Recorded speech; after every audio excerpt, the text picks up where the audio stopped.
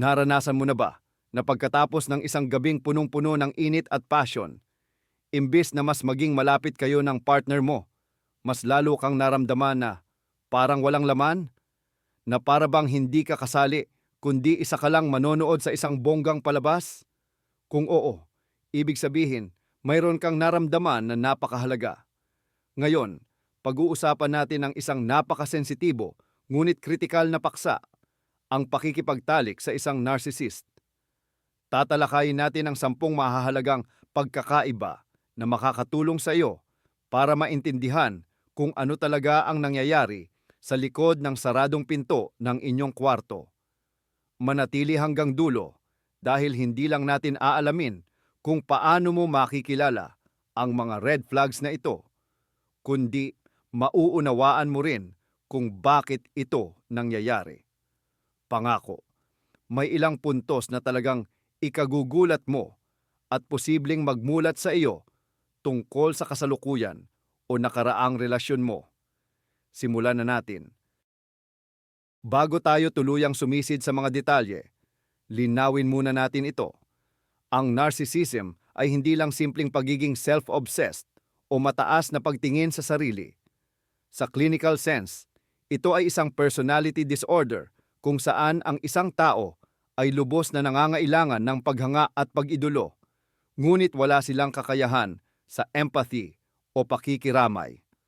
Para sa isang narcissist, ang ibang tao, kasama na ang kanilang sexual partners, ay mga salamin lamang na nagpapakita ng kanilang kagaraan o mga instrumento para matugunan ang kanilang mga pangangailangan. Para sa kanila, ang intimacy ay hindi para magtatag ng emosyonal na koneksyon, kundi isa itong arena para sa self-affirmation. Ito ay isang plataporma para patunayan ang kanilang kapangyarihan, attractiveness at dominance. Ang pag-unawa sa simpleng katotohanan ito ang susi para maintindihan ang lahat ng nangyayari sa kanilang kama. Tandaan, hindi ito tungkol sa inyong dalawa. Ito ay palagi at tanging tungkol lamang sa kanya. Simulan natin sa pinakauna at pinakamalaking pagkakaiba, palabas imbes na tunay na koneksyon. Ang pakikipagrelasyon sa isang malusog at nagmamahal na partner ay parang isang sayaw, isang usapan, o kaya naman palitan ng enerhiya at emosyon. Pero ang sex sa isang narcissist, ito'y isang solo concert, isang maingat na inihandang palabas kung saan siya ang bida. Baka perpekto siya sa teknik, alam niya ang lahat ng tamang galaw, at mukha siyang napakagaling na lover. Pero kung makikinig ka sa nararamdaman mo, mapapansin mo, walang kaluluwa ang lahat ng iyan. Walang biglaan, walang tunay na pagkakabit. Para itong panunood ng adult film, lahat perpekto ang timing at galaw, pero wala ni katiting na tunay na emosyon.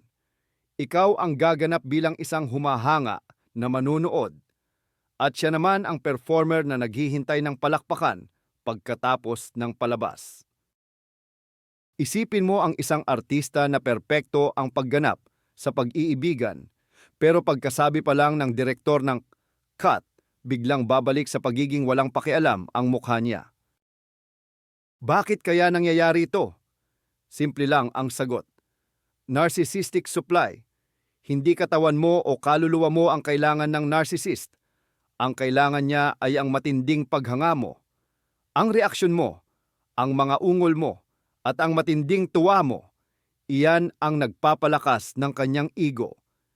Hindi niya hangad na bigyan ka ng kaligayahan para lang sa sarili mo.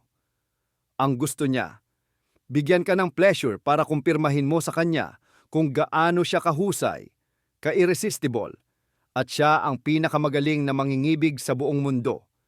Sa setup na ito, hindi ka kasosyo. Isa ka lang instrumento para sukatin ang sarili niyang pagkaangas. Kaya naman, ang buong proseso ay parang isang performance. Hindi siya nakikipag-ugnayan sa iyo. Nagpe-perform lang siya sa harapan mo. At kapag tapos na ang palabas at nakuha na ang palakpak sa anyo ng iyong orgasm o papuri, Bumababa na ang kurtina at umaalis na ang aktor sa entablado. Ang emotional connection?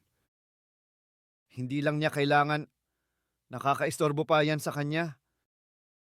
Ang pangalawang kapansin-pansing kaibahan ay ang biglaan at nakakagulat na pagbabago. Mula sa sobrang init ay biglang lamig. Sa yugto ng panliligaw, ang narcissist ay labis na passionate.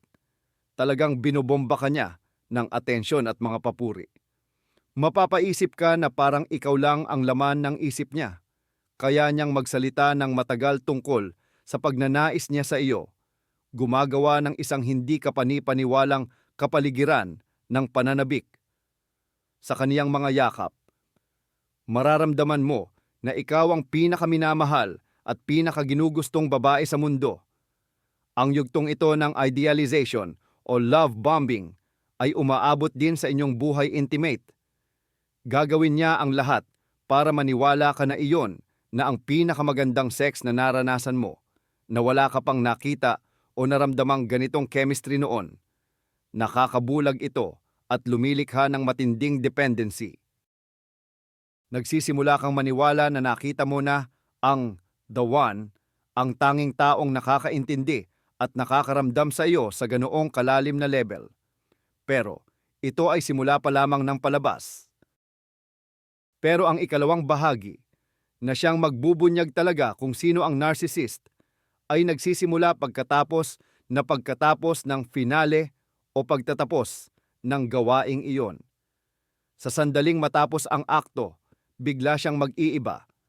Ang init at tindi ng damdamin ay tila naglaho na parang usok, na parang hindi man lang nangyari. Maaari siyang humarap agad sa dingding at matulog, kunin ang cellphone at mag-scroll sa social media, o kaya'y biglang tumayo at umalis para gawin ang sarili niyang mga lakad. Iiwan kanyang tulala at nagtataka. Wala nang yakap, wala nang malalambing na salita, wala man lang siyang intensyong humigalang sa tabi mo at namnamin ang sandali ng pagiging malapit. Bakit? Simple lang. Naabot na niya ang kanyang layunin. Nakuha na niya ang supply ng paghanga at ang kumpirmasyon na talagang kahanga-hanga at irresistible siya. Tapos na ang palabas. Nakuha na niya ang resource. At ikaw, bilang tagapanood, ay wala na siyang interes hanggang sa susunod niyang performance. Ang cold shower na ito, pagkatapos ng nag-aapoy na damdamin, ito ang isa sa pinakamasakit at pinakamalinaw na senyales na ang kaharap mo ay isang narcissist. Ang pangatlong palatandaan na madalas ay nagkukunwari lang na pag-aalaga ay ang pagiging nakasentro sa sarili kahit mukhang seryoso siyang nakikinig o nakatuon sa iyo. Tama, ang isang narcissist ay napakaraming tanong tungkol sa mga bagay na gusto mo. Pwede siyang magpakita ng sobrang atensyon sa iyong mga kagustuhan at gagawin daw niya ang lahat para ikaw ay makaranas ng kaligayahan. Sa tingin ng iba, para itong pinakamataas na antas ng pag-aalaga sa isang partner. Maraming tao ang nahuhulog sa bitag na ito at nag-iisip, grabe siya mag-effort para sa akin. Gusto talaga niya ang ikabubuti ko. Ngunit may isang napakababaw o talagang tuso at demonyong detalye dito. Lahat ng pag-aalagang pinapakita niya ay may nakatagong layunin at ang layuning iyon ay hindi kailanman ang iyong kaligayahan. Ang isang healthy o maayos na partner, gusto kang pasayahin dahil ang kaligayahan mo ay kaligayahan din niya. Yan ang tinatawag nating empathy.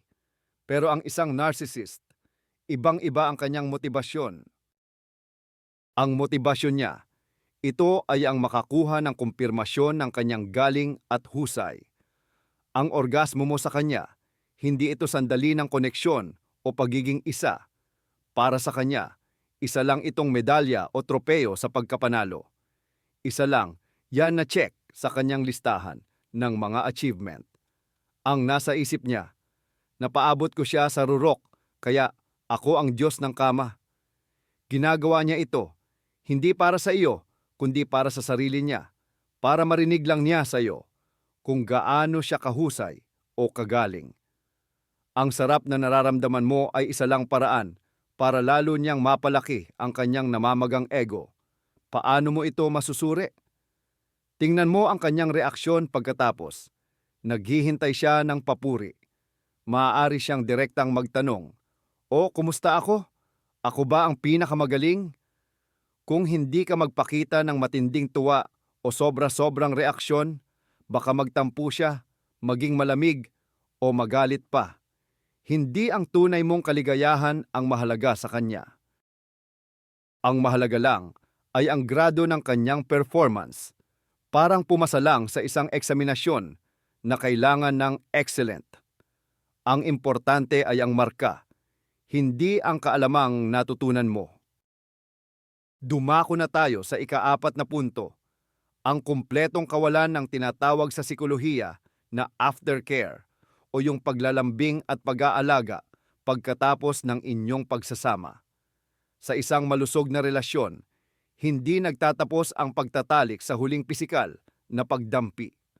Pagkatapos nito, dumarating ang isang mahalagang panahon ng emosyonal na koneksyon, pagyakap, paghalik, mahinahong pag-uusap, ang simpleng pagnanais na manatili sa tabi ng isa't isa at madama ang init ng katawan ng kasama.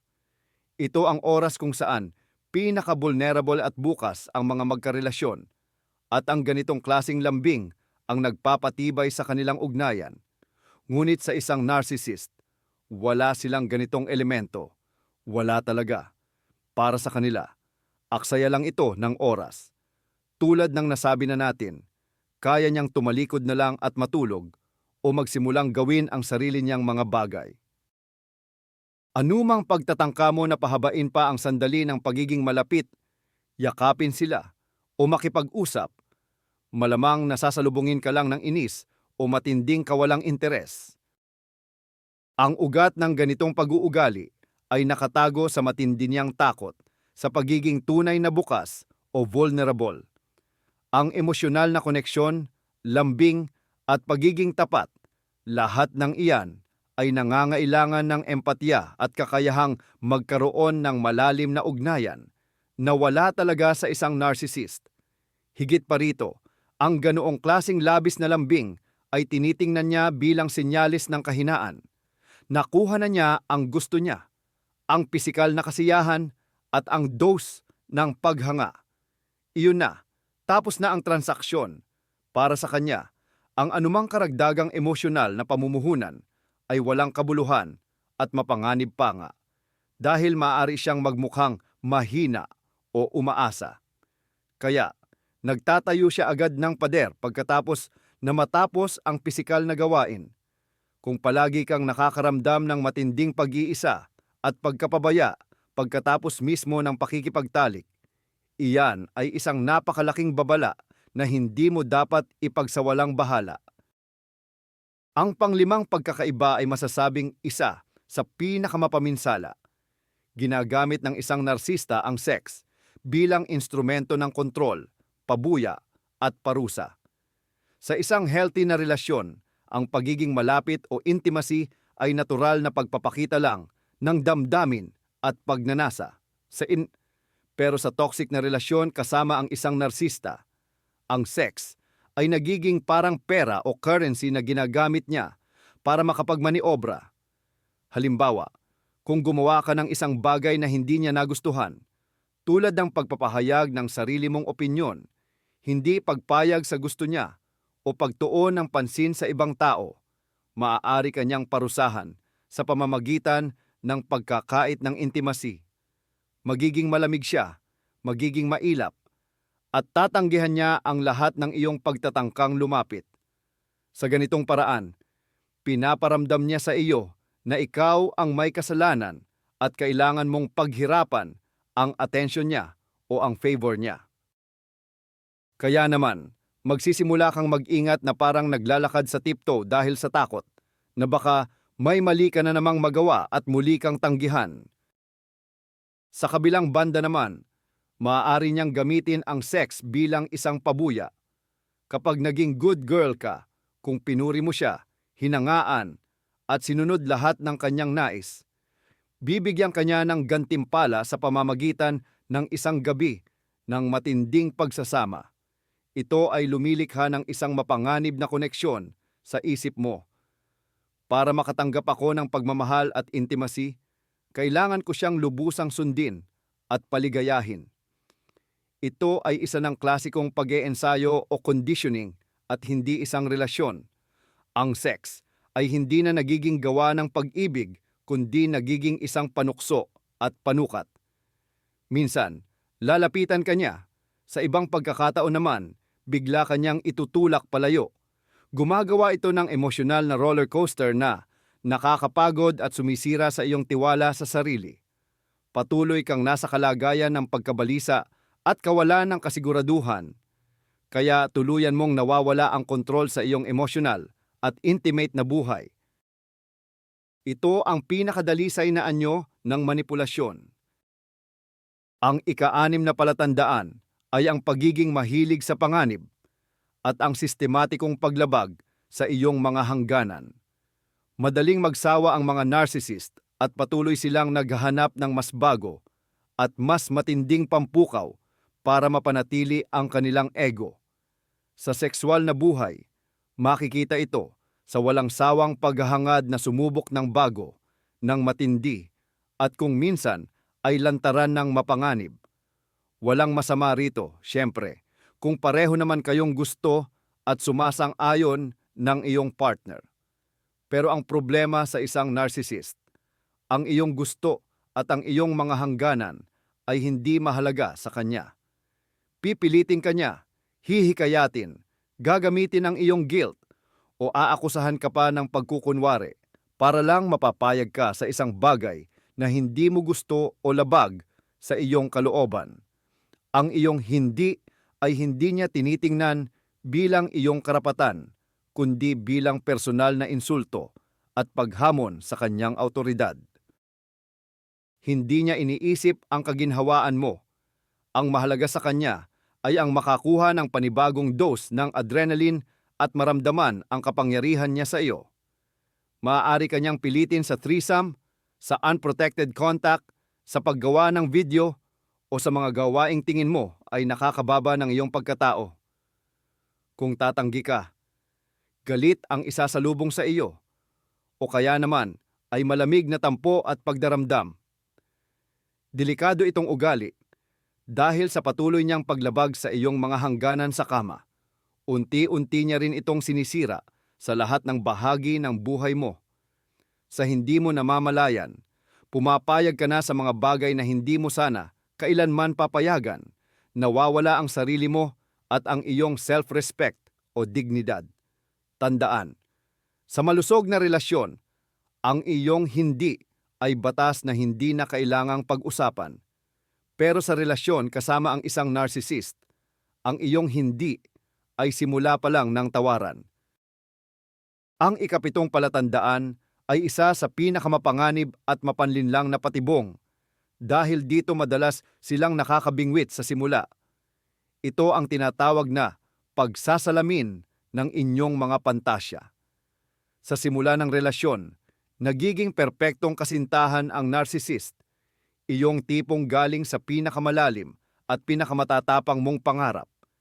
Pinakikinggan kanya ng maigi, dinadakma niya ang lahat ng iyong mga pahiwatig, kagustuhan, at pati na rin ang mga lihim na pantasya na baka nasabi mo lang ng pabalang. At pagkatapos nito, siya mismo ang magiging tumpak na perpektong bersyon ng ideal na iyon. Nangangarap ka ba ng isang malambing at sensitibong partner? Ganun na ganun siya. Gusto mo ba ng matinding pagmamahal at dominasyon? Siya ang magiging pinakamasigasig na macho. Literal kanyang siniskan at isinasalamin niya ang pinakaloob-looban mong mga hangarin. Kaya naman, nagkakaroon ka ng ilusyon na natagpuan mo na ang iyong soulmate, ang taong nakakaintindi sa iyo kahit walang salita. Pero tandaan, hindi yan tunay na pagkakaintindihan o compatibility, kundi isa lamang malamig at planadong pamamaraan ng marketing. Hindi niya sinasaluhan ang mga pangarap mo. Ginagamit niya lang ang mga ito para mas mabilis kanyang mapalapit o mahumaling sa kanya. Ito ang pinakamabisa niyang pain. Gumagawa siya ng isang imahe na agad mong iibigin at kapag naramdaman na niyang hooked ka na, bigla niyang aalisin ang maskara. Ang perpektong kasintahan ay parang bula na nawawala at ang lilitaw ay isang taong malamig, makasarili at napakahigpit humingi ng atensyon. Maiiwan kang litong-lito, nagtataka kung saan nagpunta ang lalaking minahal mo at kung ano ang pagkakamali mo. Dito mabubunyag ang pinakamalaking pagkakamali. Hindi mo nakilala ang perpektong partner. Nakilala mo ang isang dalubhasang manipulador. Ipinakita niya lang ang refleksyon mo sa salamin para mahulog ka sa kanyang patibong.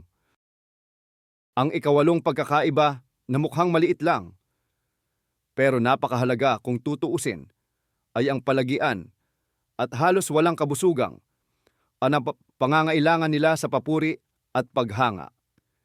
Hindi ito tungkol sa mga simpleng komplimento na natural na ibinibigay ng mga nagmamahalan. Sa halip, ito ay tungkol sa mapilit at halos naguutos na panghihingi ng pagkilala.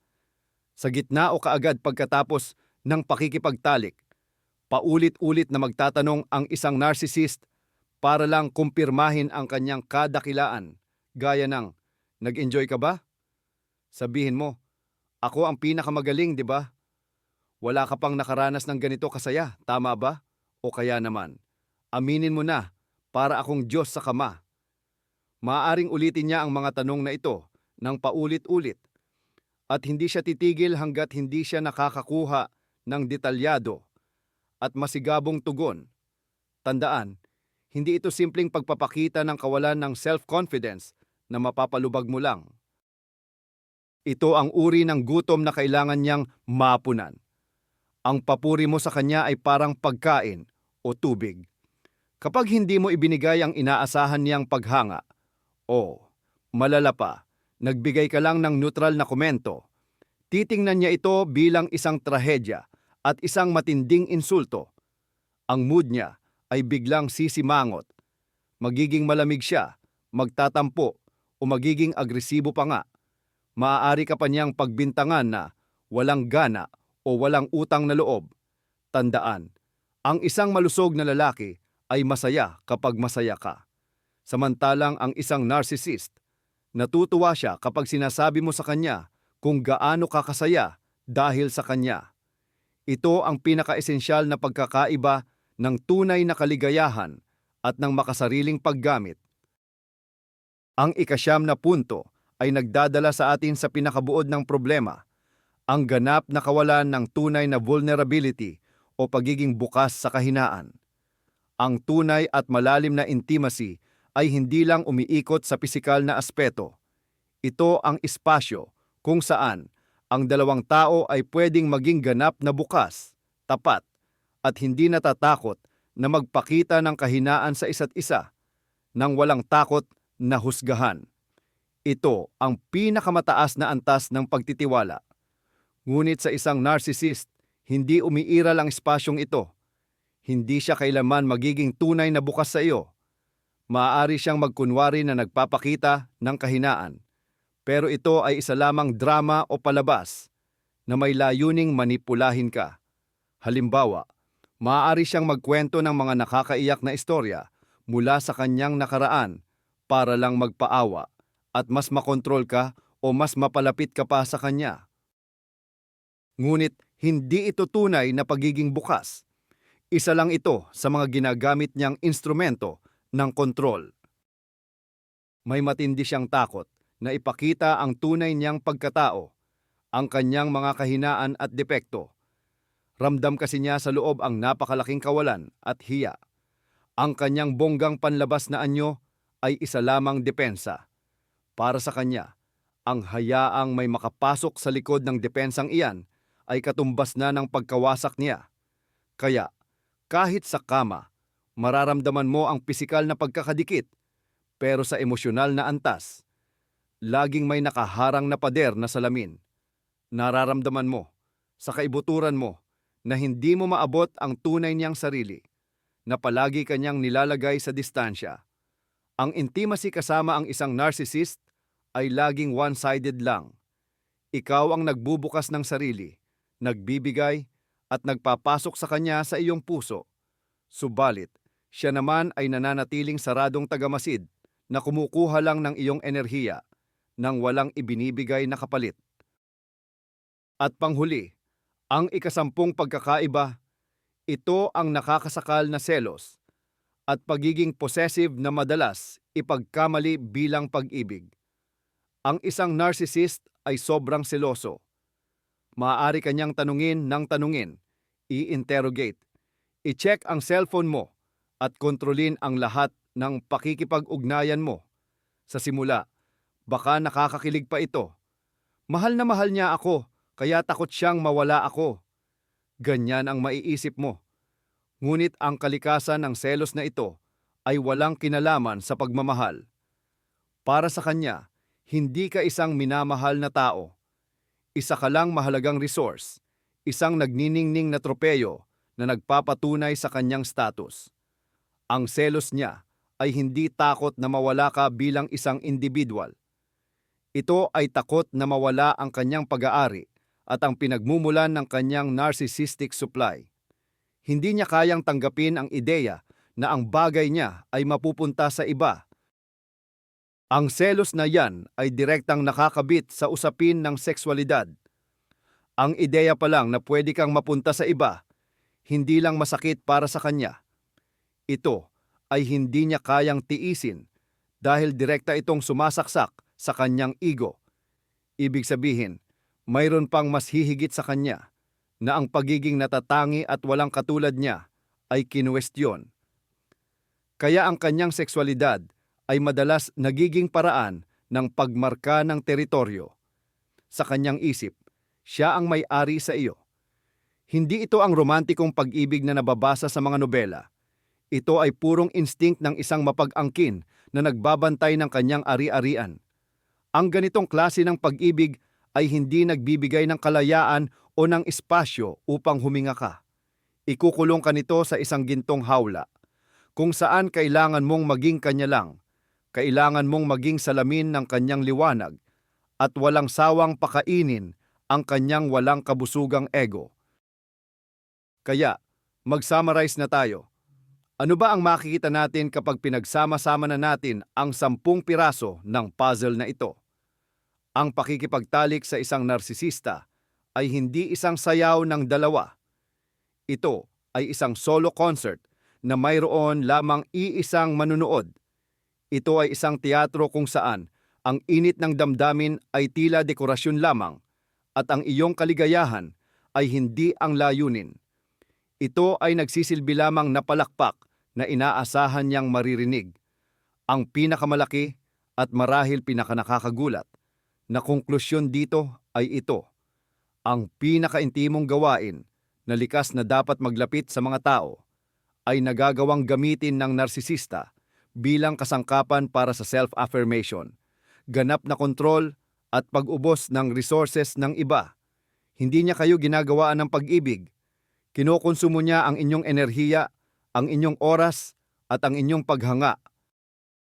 Napakahalagang tandaan, kung nakita mo ang sarili mong sitwasyon sa paglalarawan na ito, wala sa iyo ang problema. Hindi ka sira, broken, hindi ka hindi sapat, not good enough, at wala kang maling ginagawa. Nakaharap ka lamang sa isang taong sadyang walang kakayahan para sa tunay, malalim, at mutual na pagiging malapit. Intimacy. Maraming salamat sa panonood ng hindi madali, ngunit napakahalagang video na ito hanggang sa dulo. Kung mayroon kayong napulot na mahalaga, paki-like at mag-subscribe sa channel upang hindi ninyo mapalampas ang iba pang pagsusuri sa masalimuot na usapin sa relasyon. At ngayon, may tanong ako sa inyo. Naranasan niyo na bang makita ang ganitong pag-uugali sa inyong relasyon? Ibahagi ang inyong karanasan sa comments kung komportable kayo. Magtulungan tayong magbigay ng suporta sa isa't isa.